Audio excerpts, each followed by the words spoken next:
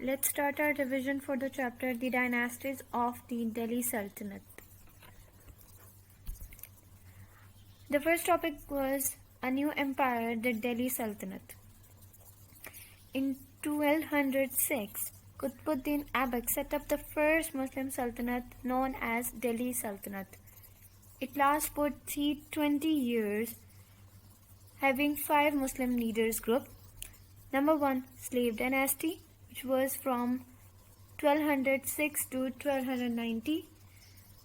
Then the second one, the Khiljis, which was started in 1290 till 1320. The third one was the Tughlaqs, which was started in 1320 till 1440. The next one is the Saids, which was started in 1440 till 1451. The last one, the Lodis, from 1451 till 1526. The Slave Dynasty rules. Qutbuddin Aibak's short rule, which was started in 1206 till 1210, it got the name because its rulers were originally slaves of Turkish origin belonging to Muhammad Ghori.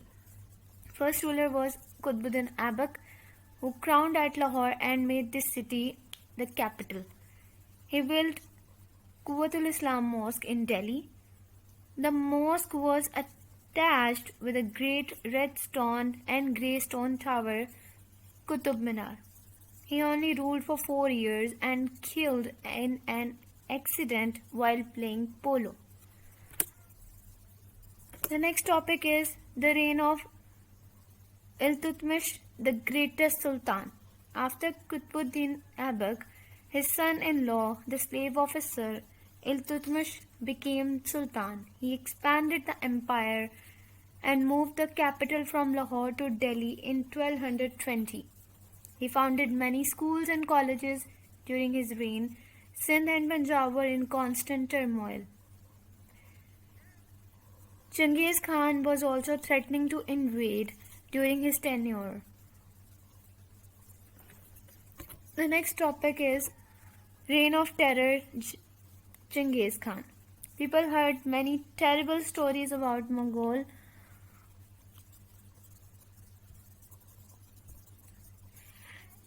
Let's discuss who were Mongols. The Mongols were a fierce nomadic people who lived in small family groups in the high plateau lands of Central Asia in the area of modern-day Mongolia. Life there was hard as it still is today.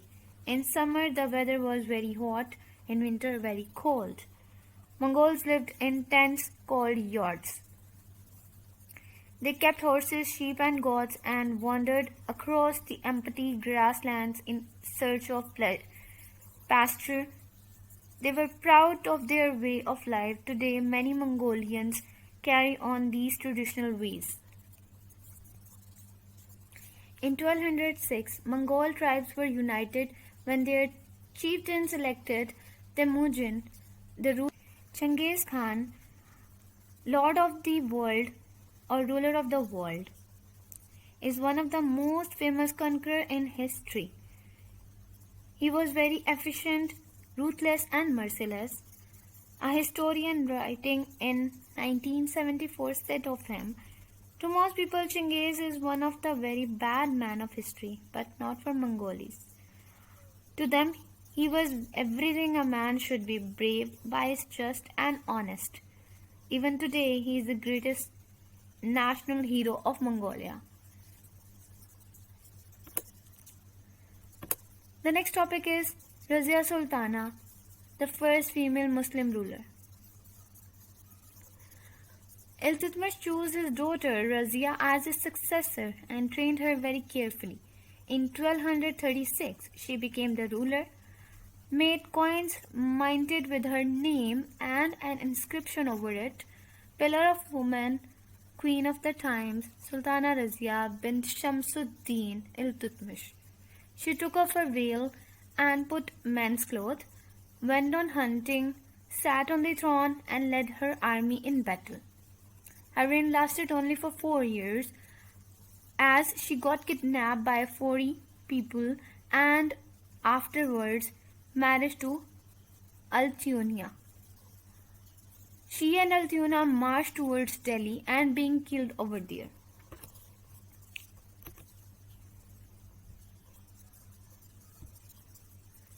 The power of 40. 40 officers put Razia's half-brother Bahram on the throne. They tried to control Bahram, but he refused to obey him. And in 1242, the 40 murdered him. The next ruler, the grandson of Iltutmish, was treated in the same way. But the following ruler, Nasiruddin Mahmud, the youngest son of Iltutmish, managed to keep out the trouble with the 40 and survived as Sultan for 20 years, from 1246 till 1266. Left the ruling of his lands of his chief minister Balban, who was one of the 40. Gradually, Balban gathered the power over the other 39 members of the 40. When Nasir died in 1266, Balban became the Sultan. As soon as he became Sultan, Balban strengthened his army, went to war, had consultant trouble in Sindh and Punjab, mostly from Mongols left in the subcontinent by Genghis Khan. In 1241, they captured Lahore and ruined it, attacked parts of Sindh, and in 1257 they rose up again and marched to Multan. But when they heard the Balban's army was coming to meet them, they were retired. Balban's relatives governor Punjab. Balban set up strong forts in Punjab and put 3 governors in charge of the area. They included his son, Prince Muhammad, became the governor of Multan and Sindh. The cousin of his became the governor of Lahore. Governors were strong leaders and defeated the Mongols several times. After an attack of Multan, Prince Muhammad chased the Mongols, but an old story tells us that while he did so, he stopped to pray and some Mongols attacked him and killed. Sultan Balban died the next year, perhaps of a broken heart. The voice of India, Amir Khusro. Balban was a supporter of Persian literature and a patron of the poet of historian Amir Khusro. He lived in Delhi, today is known as the Voice of India, considered one of the greatest Indian Persian language poets. Mir Khusro wrote many poems, including the Khamsa, a group of 5 long poems which deal with general themes famous in Islamic literature. Next, building the Sultanate, the Khilji dynasty. Jalaluddin. The slave dynasty ended in 1290 when Jalaluddin Feroz Khilji took over the rule of the Sultanate, aged about 70. In 1292, when the Mongols returned with an army of at least 1 lakh, Jalaluddin's army marched to attack them and forced them to retreat. Next topic is Alauddin's strong rule. In 1296, Sultan Jalaluddin was assassinated by his nephew Alauddin Khilji. Alauddin became the greatest and most powerful of the Delhi sultans.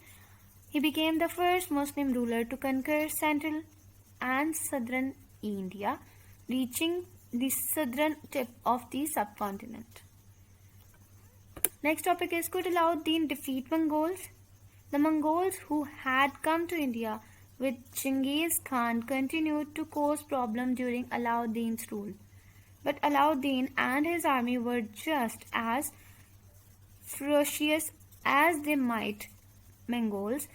In this battle against the Mongols, Alauddin built strong force and made one of his generals, Ghazi Malik, governor of the Punjab.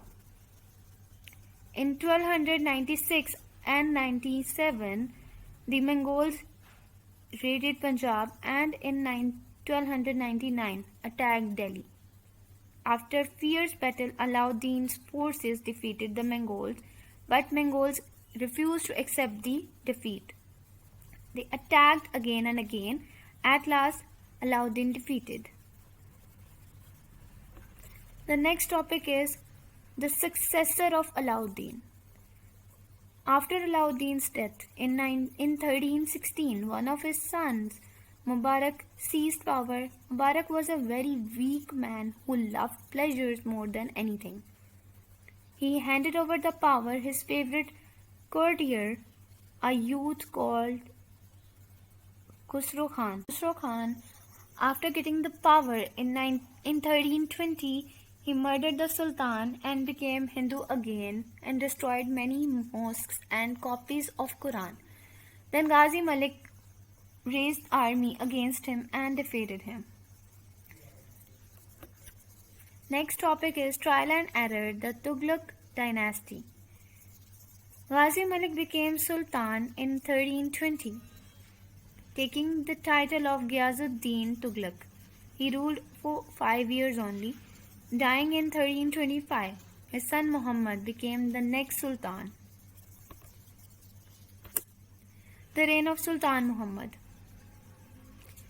Sultan Muhammad Tughlaq came to the throne in 1325. Under his rule, Delhi Sultanate was at its wealthiest. He was a learned man, had a good knowledge of Quran, Muslim law, astronomy, philosophy, medicine, and literature. He had an excellent memory, a good military leader, and was interested in administration of the Sultanate. Sultan Muhammad introduced new coins which were made from base metal instead of silver.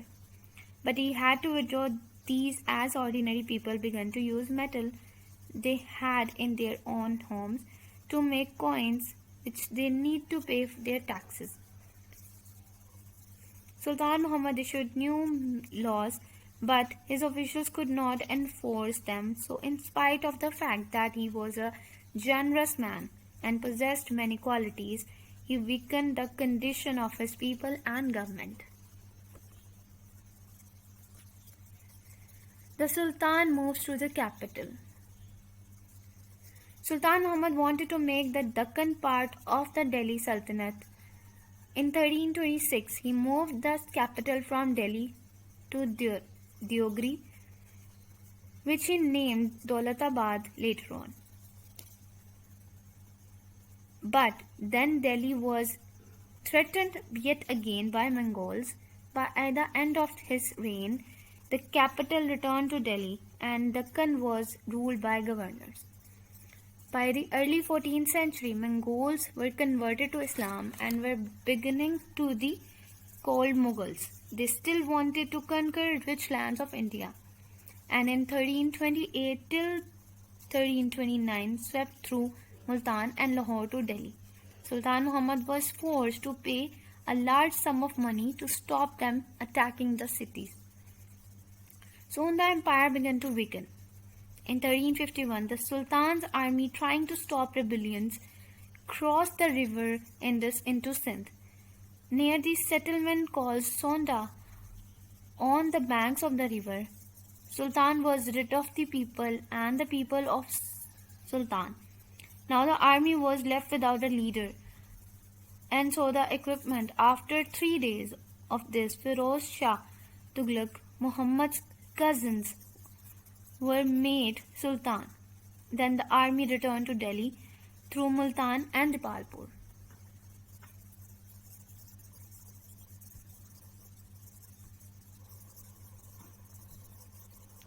Next topic is Firoz Shah, a great builder.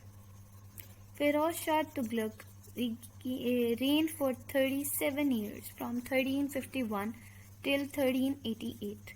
He was a popular ruler, was a very administrator, good administrator, and made finances strong again.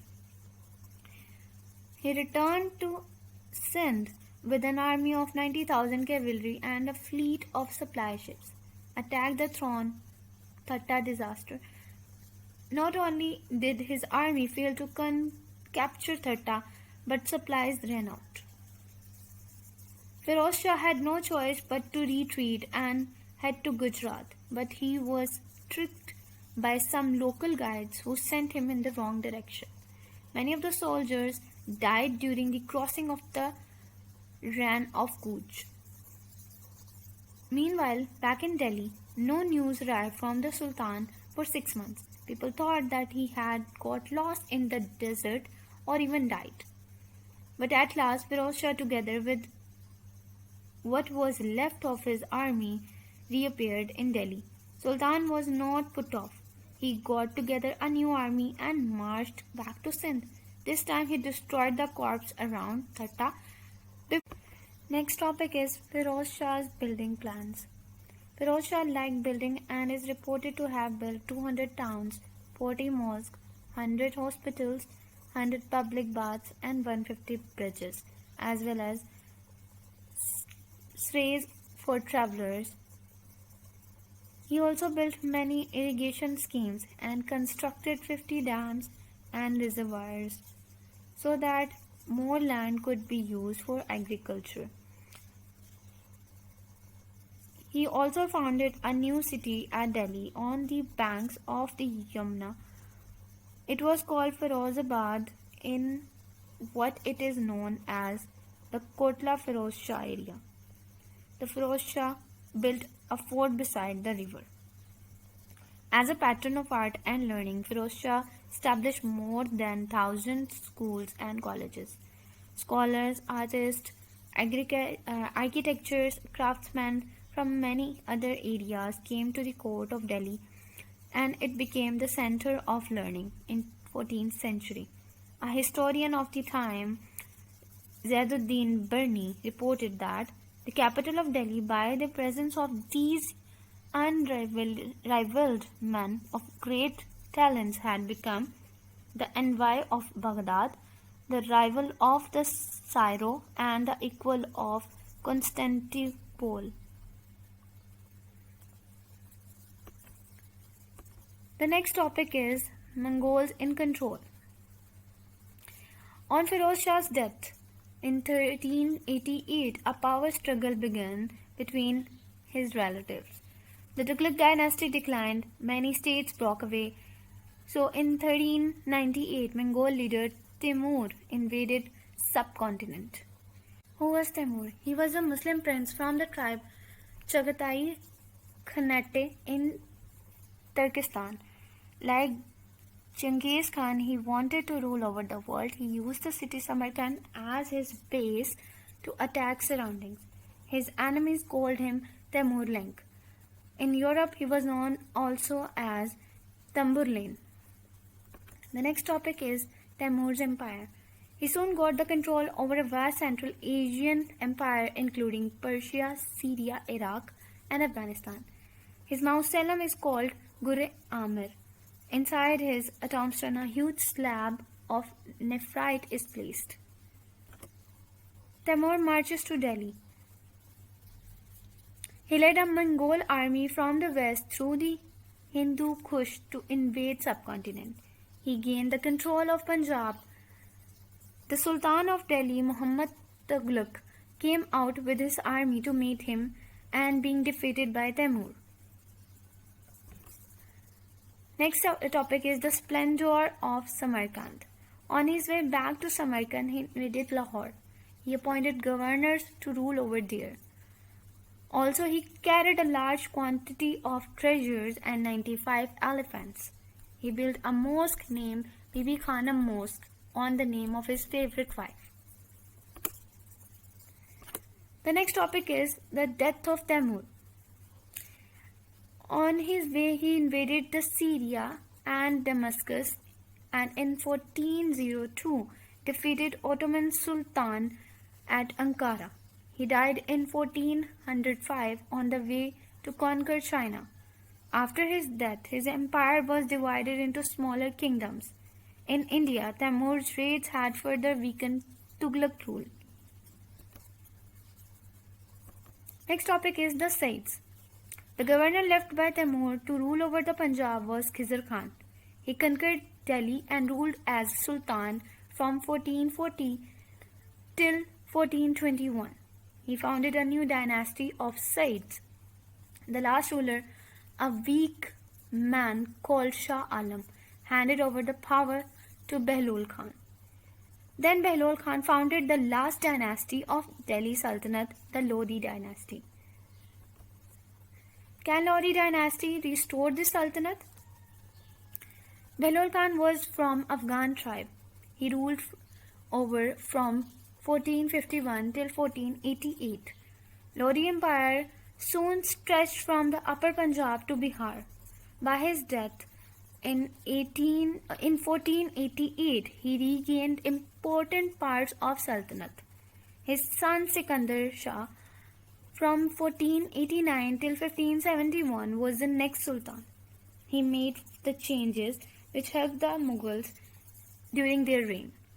Set up a new city, Agra, and moved the capital there. His organization of the central area of Delhi Sultanate was useful for Mughals. Sikandar was succeeded by his son Ibrahim, who was not been able to keep the Sultanate together. He faced rebellions in the provinces. The end of Delhi Sultanate. Lahore was governed by Daulat Khan.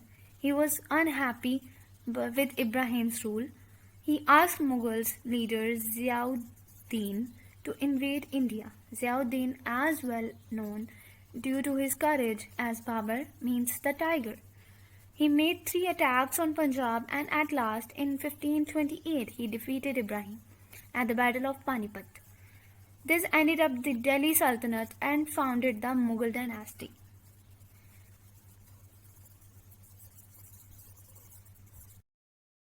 Sheet. Please read all these questions. Number 1, write about the way of living Mongols. Number 2, from where does the word Urdu came from? Why was there a need to develop new language at that time? Number 3, why do we call Firoz Shah a patron of art and learning? Number 4, how did Delhi Sultanate come to an end? Write in detail. Please go through all these topics. Thank you so much. Allah Hafiz.